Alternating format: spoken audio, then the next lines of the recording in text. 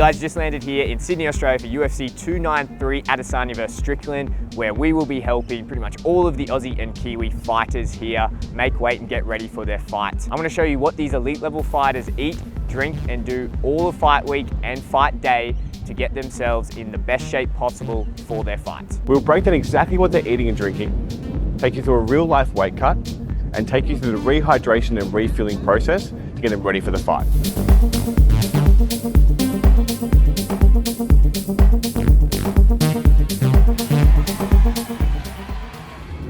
So for this UFC fight week, we've paired up with Athletes Nutrition, and we're just on the way to the factory just to go through the processes, have a look at how Paul has created these meals for the week, making sure that all our measurements and all those things are on point as well.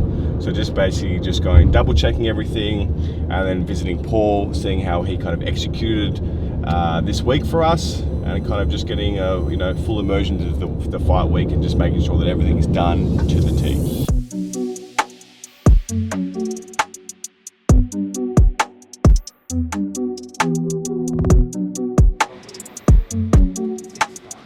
So we've got Paul and Athlete Nutrition on the team this week. We're basically trying to create a unique eating experience for the fighters this week. As you can see here, there's a plethora of choice. We're not only giving them choice, we're giving them flavor. Something that a lot of people do not get during fight week because there's such strict parameters in what they can eat in terms of spices, sodium, fiber, all those great things. What we do here is we're creating a menu for the guys that are still in the fight week parameters, but they're delicious and enjoyable. To add to this, we've also come up with a plethora of choice for dessert and snack option for the guys to make this week as smooth as possible, but more importantly, enjoyable.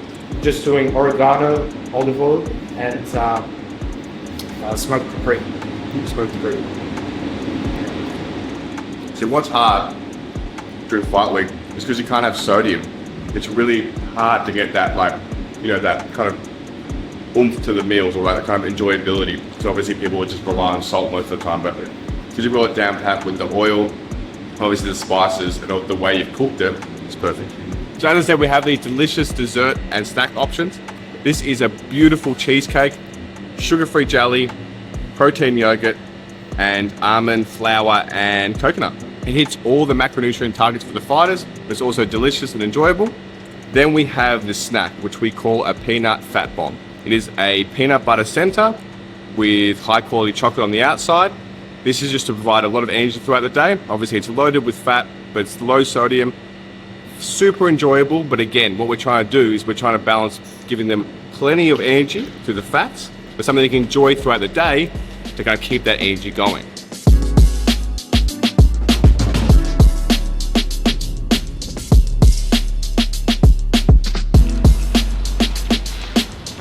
5:30 in the morning, Tuesday fight week, but I've got this enduro race coming up this Sunday in the prep for Blackall, and I've got to fly out Saturday afternoon, but I've still got to do my prep and get my taper in for this. So I dragged Big Jackie down here so we can do the Coogee to Bondi run and just still get this training in, start the tapering process, and then get back to the boys before breakfast and still complete all the fight week. So making him get up early, we still got to get it done, but we'll get started now.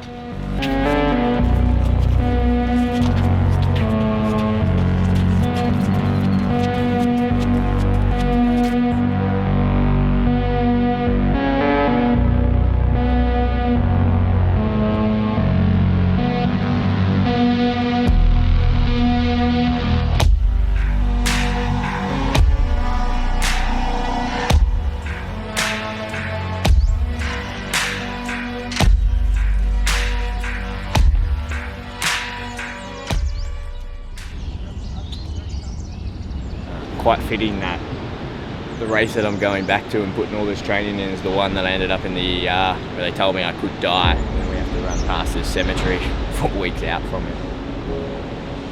I guess this is what it's all about. It's just like the whole point of this thing is just facing your fears, and I think I take a lot of inspiration from guys like Izzy, and that's why he's so okay with me doing this fight week with him and then leaving early to go do this race. So it's exactly like that whole journey he went on against Alex Pereira, right? Like Alex got up, beat him 3 times, and Izzy just kept showing up, and I think that's the kind of mindset that I have. It's like, even though I ended up in the ER and nearly was in a really bad spot in that last race, it's just like, you just got to keep showing up, and no matter what, you just give it another crack. Like it is, it's if I'm being completely honest, it's pretty terrifying. Like the thought going back there and then potentially going through all that again.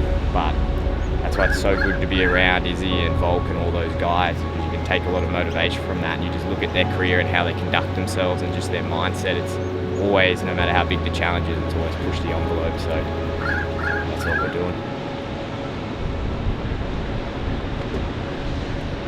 Alright. Good. Yeah, Bronzy. Good luck.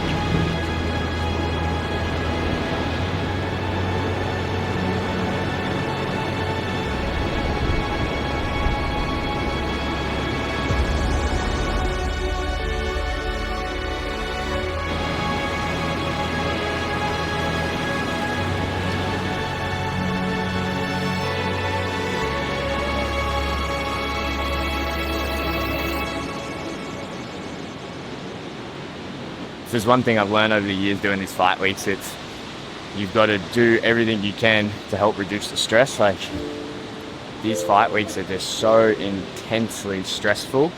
Like I know we play it up on social media and we make it look like it's all like honky-dory, but the reality of it is, yeah, there's a lot of science and we're really good at it. We've got this process down pat, but you've got to nail every little thing. Every little piece of food's got to be to the gram. These guys' weight has to be dropping, the amount of water they're drinking. There's so many factors that make this process so complex and so difficult. No matter how many fight weeks we do, and like how refined we have the process and how we have it down pat, it's still as stressful as ever. Not because of any other reason, but the care factor of the guys, because you've built such a strong bond with them. You have strong friendships that, you know, not only do you want them to make weight before and obviously do it in the most safest and efficient way, you actually care for their way meat. I think the more you care. Yeah, it's like that balancing act, eh? Like there's a performance side where these guys need to eat so that they're the best they can be when they get in the cage. There's the science side where we need to do this as safe as possible so when they're cutting weight, they're not in immediate danger. But then there's the whole longevity side of it, which people don't talk about, and that side of it is way more emotional because we know these guys. Like, this is my 10th fight camp with Izzy. Like, I know Izzy, I know his parents, I know all his family, I know his brothers and sisters, and I'm like close with them. So like, same with all the guys. Like, I know Shane, I know his kid, his bloods. Like, these are guys like you're friends with and you have a relationship with and you care for their well-being. Like, yes, you want them to be successful as athletes, but I also want to make sure that when they're older, they don't have these health problems. And that's where this is like a real tug and tear and push and pull of weight cutting. Is, yes, we're doing this the most scientific way possible and we're doing everything we can to keep them safe right now, but we just don't know. You don't know doing these big weight cuts in the future, and it's kind of scary. Like, these guys like losing 10 to 12% of their body weight in a week and then sweating it out. And like, yeah, there's a bit of research coming out now showing what it does in the short term, but like, you don't need studies that tell you that the trees are green. Like, between us, we've done this with thousands of athletes, and you can just see over the years, like, it's not a healthy process for them to go through. And it's always in the back of my mind. It's like, yeah, we're very, very good at this and we can get these guys ready to do these fights, but what's the long-term cost of this, and are we responsible for that? And that really plays on our mind, and like it weighs you down. Like, it weighs you down, and there's like, it adds so much stress because they care. Like, you actually care about these guys, and you know their family, and you don't want to see anything bad happen to them. Like, fighting's one thing; it's a sport. You go in there, you accept you're going to get punched, kicked, and choked. That's different. Like, we do that every day. It's like your health is forever, and you need to maintain that. And it's a question we always put on ourselves: are we doing the very, very best job? Not only to get them to make weight, but to keep them as healthy so they can go back home to their families and live a long and healthy life. And like, that's, I don't know. I don't know if we're doing that. And that's why it's so stressful. Let's get back. Yeah, well, it's 27. Guys, got to eat breakfast 7:30. Head back. Grab a coffee on the way. Do the breakfast round. Do this welcome to country. Start the first official day of fight week. So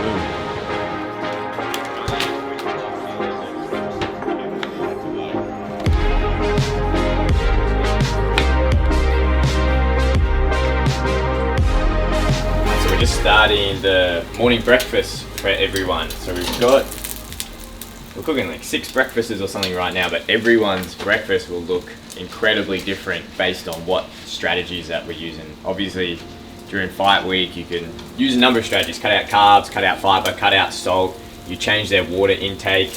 You even change the amount of calories that they're eating. Often, you give them more calories because we don't need a calorie deficit to lose weight during this fight week.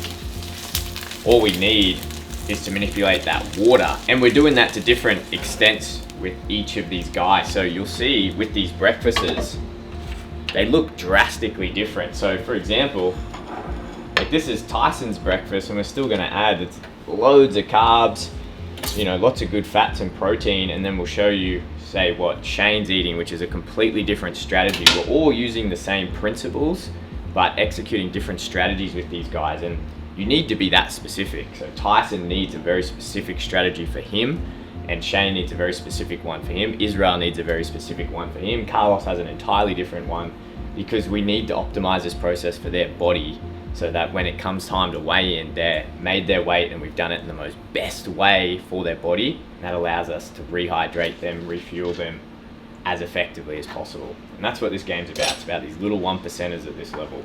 And it's crazy, the difference.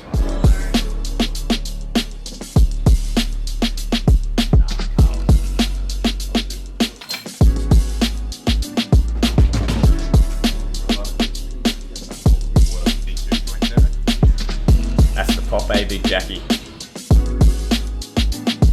So this is Blood Diamond's breakfast. You can see just how different it is, say, compared to Carlos's or Tyson, and you'll see how different it is to Shane's and Israel's. They've all got their own individual strategy because we're trying to achieve different things, different amounts of depletion with them. So very, very individualized to each fighter.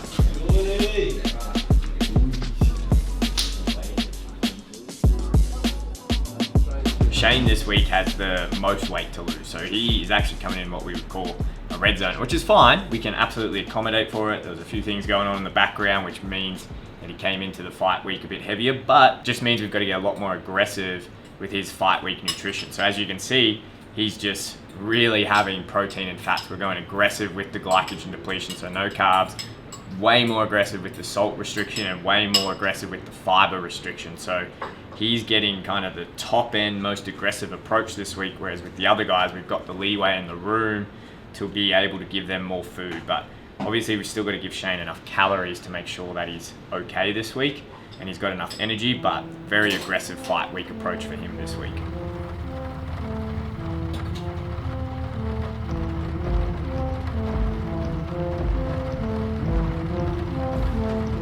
So this is Izzy's breakfast, UFC middleweight champion. This is what he's eating to drop weight during his fight week. We are still using the exact same strategies that we're using for the other guys. We're just blending them and making them work for Israel and his preferences. So as you can see, we're still using a couple of these strategies, but we're pushing harder on some and pulling back on others. So we're still going to be doing the glycogen depletion, removing the carbs. For Izzy, we don't go as hard on the salt depletion, so we can feed him foods like bacon and get these extra saltier things. For Izzy as well, he also doesn't love a big volume. With the other guys, they like feeling full throughout the fight week. With Izzy, he doesn't love that feeling, so what we do is what we call a lower volume, higher calorie diet. So we're making sure he still gets his calories in, but we're using lower volume foods. That's why we're using things like beetroot juice to get some good carbs in. We're having things like the berries, but it's low volume, so it sits light in his gut, but he's still getting the good calories that he needs to get him through fight week. And we're obviously using the weight cut strategy, so his weight comes down. Izzy does cut a lot of weight. Everyone says he's the skinny guy, but he cuts a lot of weight, and he can still do it eating foods like this, but we just use a very, very specific strategy that we use for him. This is mine and Izzy's 10th fight camp together, so we've really nailed this down. We know exactly what to feed him in order to get him down to champ weight.